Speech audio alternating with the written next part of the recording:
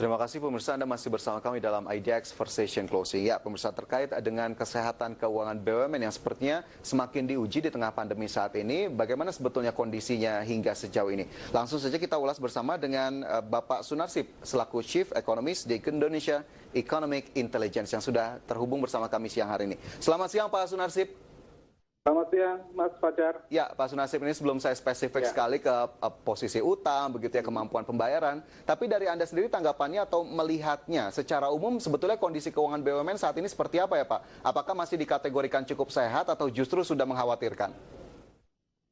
Ya, kalau kita lihat faktanya, ya, berdasarkan kalau kita melihat misalnya data tentang peringkat utang perusahaan-perusahaan BUMN di Indonesia, ya, ada beberapa BUMN yang sekarang ini ratingnya sudah turun dari BB triple B menjadi BB triple B minus, ada yang dari BB menjadi BB minus, gitu ya. Kemudian sejumlah BUMN juga ada yang sudah mengalami outlook negatif dari yang tadinya stable menjadi negatif, gitu ya. Jadi itu artinya memang secara umum kondisi BUMN kita dari sisi keuangan memang cukup berat, gitu ya.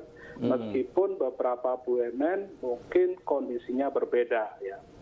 Ambil contoh misalnya mungkin BUMN yang bergerak di sektor telekomunikasi, ya, mungkin tidak terlalu berdampak dengan adanya COVID-19 ini, karena aktivitas teknologi informasi komunikasi kan masih tetap jalan. Bahkan kalau kita lihat secara individu, secara rumah tangga, konsumsi rumah tangga, belanja konsumsi rumah tangga di komunikasi itu meningkat cukup tinggi dalam masa pandemi ini, gitu. Jadi memang tidak semuanya, tetapi overall sih BUMN kita kondisinya memang sedang berat lah, terutama misalnya PLN, kemudian BUMN karya, ya, terutama lagi Garuda, gitu ya, kemudian Bulog juga, kereta api juga, karena kan pada dasarnya perusahaan-perusahaan ini, BUMN ini sumber keuangannya itu, cash-nya itu kan berasal dari penjualan. Begitu pandemi, penjualan drop, otomatis sumber cash mereka juga ikut drop. Tapi jika kita akhirnya mengeluarkan dalam tanda kutip tidak ada pandemi, apakah kemudian masih cukup oke atau justru dengan adanya pandemi akhirnya terbuka bahwa ini sebetulnya memang cukup berat sekali begitu BUMN kita untuk menghadapi kondisi saat ini? Saya kira sebenarnya tanpa pandemik secara umum BUMN kita keuangannya masih solid, ya. Masih solid, oke. Iya, masih solid, meskipun beberapa BUMN, misalnya di BUMN karya, memang butuh perhatian khusus karena terkait dengan kemampuan membayar kepada penyelenggara operator infrastruktur. Ya, kemarin itu kan kemampuan membayar misalnya jasa-jasa konstruksi itu kan banyak sekali dan mereka memang banyak diutang.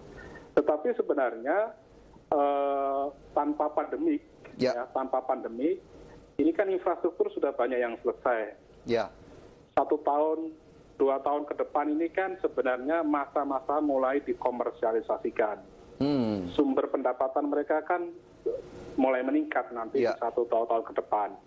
Tetapi begitu pandemik, ini kan tidak terjadi, gitu ya. Upaya-upaya komersialisasi kan tidak terjadi.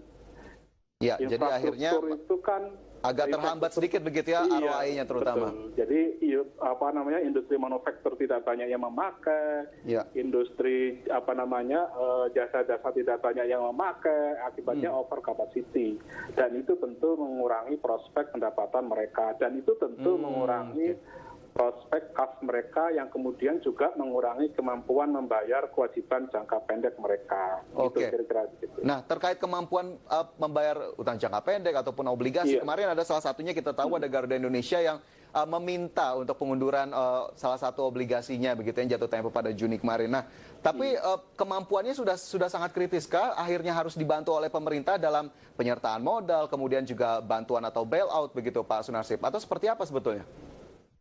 Sebenarnya tidak sampai ke situ, ya. Misalnya begini, memang pemerintah menganggarkan sekitar 152 triliun untuk 152 triliun ke BUMN.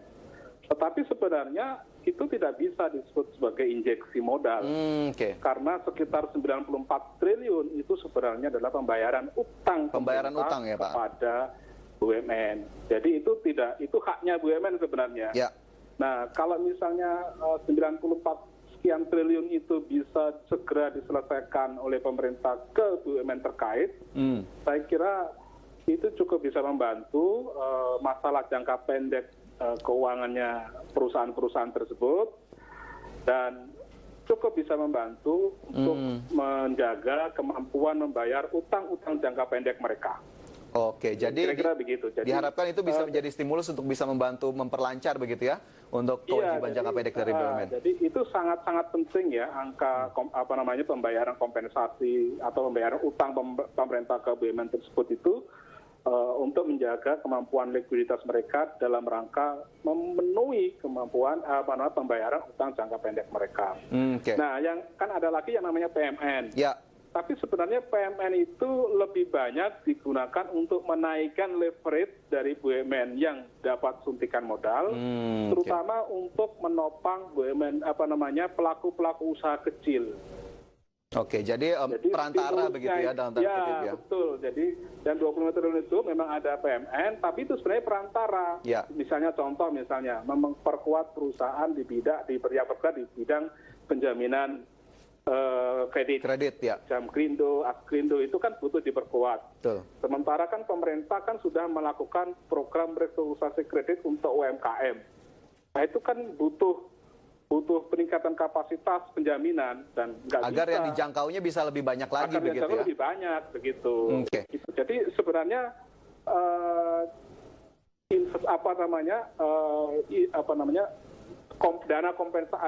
dana yang diinjeksikan ke BUMN tersebut itu sebenarnya kembalinya sih kepada pelaku usaha, masyarakat juga sebenarnya.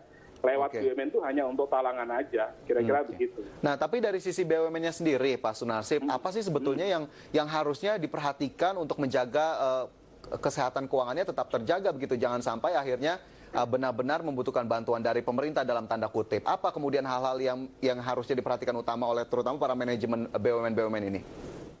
Yang pertama tentu efisiensi ya, dari sisi operasional pastinya, ya, efisiensi dari sisi operasional yang bisa maksimal dilakukan itu. Kemudian menahan ekspansi atau menunda sementara seperti itu? Saya kira sih ekspansi kalau tidak mendesak banget, tidak penting banget, sebaiknya ditunda di tahun depan. Kemudian lakukan upaya restrukturisasi kredit yang bisa direstrukturisasi ya, itu beberapa, kan kebetulan kan BUMN ini kalau di luar obligasi ya, pinjamannya itu kan sebagian besar ke bank BUMN. Ya. Antar bank BUMN kan bisa TikTok lah, kira-kira begitu. Dan insentif untuk fasilitas untuk restrukturisasi kredit itu kan sudah diberikan juga oleh pemerintah, gitu kan. Ya. Jadi beberapa mungkin bisa diresak, beberapa itu bisa dilakukan, termasuk juga mungkin ya melakukan